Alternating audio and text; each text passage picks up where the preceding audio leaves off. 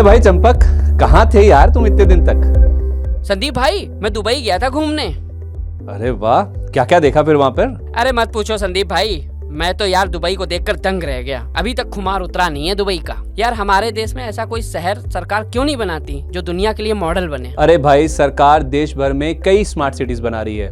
कुछ साल बाद देखना, अपने यहाँ भी ऐसे कई शहर होंगे। हाँ संदीप भाई, ऐसा हुआ तो मैं मान लूंगा कि हमारा देश विकसित हो गया है यार। लेकिन अगर देश में कई स्मार्ट सिटीज बन रही हैं, तब तो काम भी खूब चल रहा होगा और इसमें कई तरह की कंपनियां काम में लगी भी होंगी। मैं समझ गया, तुम ये सोचने में लग गए हो कि इससे शेयर बाजार की कौन सी कंपनियां फायदा उठा रही होंगी, नहीं?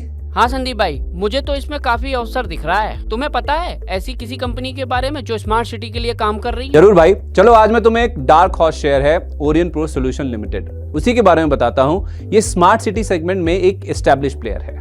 बड़े शहरों और खासकर मेट्रो या स्मार्ट सिटीज में ट्रांसपोर्टेशन की काफी अहम भूमिका है। शहरी मोबिलिटी में सुधार और भीड़ को कम करने के लिए इंटेलिजेंट ट्रांसपोर्टेशन सिस्टम्स के जरिए नए नए तरीके इजाद किए जा रहे हैं, जो आगे देश भर में अपनाए जाने वाले हैं। इकोनॉमी की तरक्की में पब्लिक के लिए अफोर्डेबल और एफिशिएंट मोबिलिटी की काफी अहम भूमिका रही है। ऐसा अनुमान है कि साल 2050 तक भारत दुनिया की तीसरी सबसे बड़ी अर्थव्यवस्था बन जाएगी, तो इसके लिए मोबिलिटी एक अहम जरूरत होगी। ऐसे माहौल में जिन कंपनियों को सबसे ज्यादा फायदा होगा, उनमें से एक है ओरियन प्रो सोल्यूशन लिमिटेड।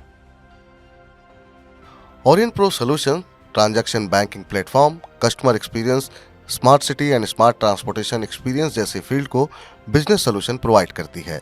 इसके साथ साथ ही ये company corporate banking, treasury, internet banking, governance and compliance जैसी फील्ड को भी सोल्यूशन प्रोवाइड करती है। पिछले 4 साल में इस कंपनी में कई बड़े बुनियादी बदलाव हुए हैं।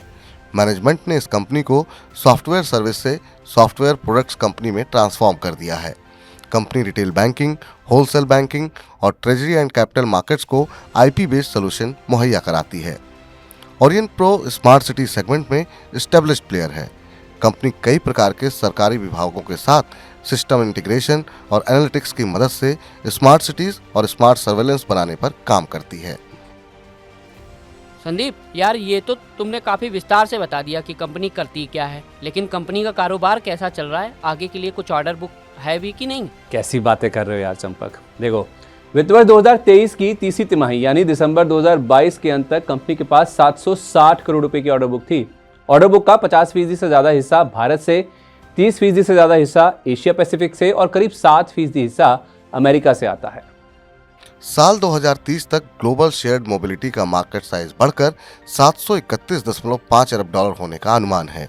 साल 2022 से 2030 के दौरान इसमें 16.9% की CAGR ग्रोथ रहने का अनुमान है। इंटरनेट की बढ़ती पेनिट्रेशन और शेयर्ड मोबिलिटी एप्लीकेशन में हो रहे निवेश से इस सेक्टर में काफ़ी तेजी से ग्रोथ हो रही है। पब्लिक ट्रांसपोर्ट से जुड़े कारोबारों की बिजनेस फंक्शनैलिटी का ऑटोमेटिक फेयर कलेक्शन सिस्टम यानी AFC सोल्यूशन एक अभिन्न हिस्सा होता है। ओरियन प्रो सॉफ्टवेयर और हार्डवेयर सोल्यूशन समेत open loop EVM based ticketing, close loop based ticketing और अकाउंट बेस्ड टिकटिंग जैसी विभिन्न तकनीकों से जुड़े सॉल्यूशंस ऑफर करती है। भारत में ओरियन प्रो ने AFC को नोएडा, नागपुर और दिल्ली मेट्रो के लिए सफलतापूर्वक इम्प्लीमेंट किया है और ये प्रोजेक्ट्स अब रफ्तार पकड़ रहे हैं। तो चंपक मेरे यार, अभी तक तुमने देखा कि कंपनी का कारोबार और ऑर्डर बुक कैसी है। अब मैं तुम्हें ये बताता हूँ कि कंपनी की मैनेजमेंट टीम कैसी है और इसका अब तक का वित्तीय प्रदर्शन कैसा रहा है। कंपनी की कोर प्रमोटर टीम में परेश जावेरी, अमित सेठ और आशीष रॉय हैं। आशीष रॉय एक सीजन बिजनेस लीडर हैं जिनको दुनिया भर में fintech and enterprise software businesses खड़े करने, उनका नेतृत्व करने का 22 साल से ज़्यादा का तजुर्बा है। अगर वित्तीय प्रदर्शन की बात करें तो FY23 के पहले 9 महीने में कंपनी का प्रदर्शन काफ़ी अच्छा रहा है। आय और कामकाजी मुनाफा करीब 30% बढ़े हैं, वहीं मुनाफे की ग्रोथ आय से ज़्यादा रही है। इस अवधि में कंपनी के मुनाफे में करीब 40% की ग्रोथ देखने को मिली है।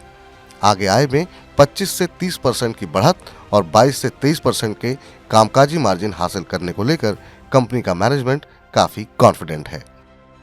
पहली बात तो ओरियन प्रो सॉल्यूशंस एक आईटी बेस्ड प्रोडक्ट कंपनी है। नॉर्मल आईटी कंपनी की तरह ये काम नहीं करती। ये अपने आईपी प्रोडक्ट्स डेवलप करती है और बाद में उनको लाइसेंस बेसिस पे अपने कस्टमर्स को बेचती है। और इनके जो ज़्यादातर कस्टमर्स होते हैं वो ज़्यादातर बड़े इंस्टीट्यूशंस होते हैं, जैसे कि फिनटेक कंपनियां हैं, बैंक्स है, गवर्नमेंट इंस्टीट्यूशंस है, मेट्रो है। तो पहली बात तो इनका प्रदर्शन पिछले 2-3 सालों से काफ़ी स्टेडी है। इनफैक्ट अगर हम करंट ईयर की बात करें, तो मुझे लग रहा है कि इस साल उन्होंने बहुत ही अच्छा ग्रोथ दिखाया। करीबन 9 महीने में 468 करोड़ का रेवेन्यू रिकॉर्ड किया है, जो पहले 9 महीने में करीबन 367 करोड़ था। कामकाजी मुनाफे की बात करें तो 105 करोड़ का प्रॉफिट आया है, और मुझे लग रहा है कि कहीं न कहीं इस साल जो प्रॉफिटेबिलिटी एबिटा लेवल पे है वो 22-23% रहेगी, और बॉटम लाइन पे मुझे लग रहा है कि कम से कम 9 से 10% की मार्जिन रहेगी। तुम तो सब अच्छा ही बता रहे हो संदीप। इस कंपनी के लिए कुछ चुनौतियां भी तो होंगी, उसके बारे में भी बताओ। हाँ हाँ, क्यों नहीं, जरूर बताऊंगा मेरे भाई, हमेशा बताते हैं, आज भी बताएंगे। तुम्हें तो पता है मैं कुछ भी नहीं छुपाता। देखिए, सबसे बड़ा चुनौती तो ये है कि अभी जिस प्रकार का क्राइसिस हमने यूएस बैंकिंग सेक्टर में देखा है, अगर ऐसा कोई क्राइसिस इंडियन बैंकिंग सेक्टर में होता है, या मान लीजिए एशियन मार्केट्स में होता है जहां पे कंपनी का सबसे बड़ा एक्सपोजर है, तो इनको दिक्कत हो सकती है, क्योंकि इनका सबसे बड़ा जो वर्टिकल है वो बीएफएसआई और फिनटेक है, और ऑब्वियसली ट्रांजिट बिजनेस भी बढ़ रहा है, बट अभी फिलहाल बीएफएसआई और फिनटेक पे इनका काफी बड़ा एक्सपोजर है। यहाँ पे अगर कोई क्लाइंट ने बजट कटबैक कर दिया, या मान लीजिए ग्रोथ पोटेंशियल वहां से कम हो गया, तो इनके लिए दिक्कत हो सकती है। अदरवाइज मुझे लग रहा है कि ऐसा कोई बड़ा नेगेटिव सरप्राइज आने की उम्मीद कम है। चलो संदीप भाई, ये तो मुझे समझ में आ गया कि ये कंपनी मजबूत दिख रही है, लेकिन एक्सपर्ट ने इसके लिए कुछ तो वैल्यूएशन, कुछ टारगेट वगैरह भी तो बताया होगा। अरे कैसी बातें कर रहे हो यार, क्यों नहीं बताया, जरूर बताया। देखो, ओरियन प्रो का शेयर पिछले 1 साल में सपाट रहा है, लेकिन इस साल यानी 2023 की बात करें तो ये शेयर अब तक करीब 4.5% गिरकर 325 रुपए के आसपास कारोबार कर रहा है, जो कि वित्त वर्ष 2024 के अनुमानित ईपीएस के हिसाब से 6 गुना और वित्त वर्ष 2025 के हिसाब से करीब 4 गुना के पी मल्टीपल पर ट्रेड कर रहा है। इनका कस्टमर एक्विजिशन भी बहुत सोच समझ के ये करती है, क्योंकि बहुत बड़ा एक्सपोजर कस्टमर भी लेता है, क्योंकि 4-5 साल का एक बड़ा रिलेशनशिप होता है। तो ऐसी कंपनीज में हमको लग रहा है कि जो प्राइस अर्निंग मल्टीपल है वो कम से कम 10 से 12 टाइम होना चाहिए। अगर हम इस कंपनी की बात करें तो इस साल ओरियन प्रो करीबन 40 रुपए की अर्निंग रिकॉर्ड करेगी, और 24 के लिए करीबन 52-53 की अर्निंग आएगी। तो उस हिसाब से वैल्यूएशन अभी भी बहुत सस्ता है, करीबन 6 के मल्टीपल पे ये स्टॉक अभी करंटली ट्रेड कर रहा है। हमारा मानना है कि कम से कम अगले 12 महीने में 450 का टारगेट प्राइस पॉसिबल लग रहा है, तो इसको डेफिनेटली एक डीप वैल्यू स्टॉक समझ के इसमें निवेश करने का मौका आपको मिल रहा है। तो समझ गए चंपक, वाकई में ओरियन प्रो सॉल्यूशन एक अनूठा शेयर है ना, तुम क्या कहते हो? कारोबार मजबूत है, आगे ग्रोथ की भी अच्छी संभावना है, वैल्यूएशन भी अच्छे हैं, और बताओ यार तुम्हें क्या चाहिए? हाँ संदीप, मुझे हैरानी तो यह है कि कहाँ से ढूंढ कर लाते हो एक से एक नायाब हीरे, मानना पड़ेगा यार तुम्हें।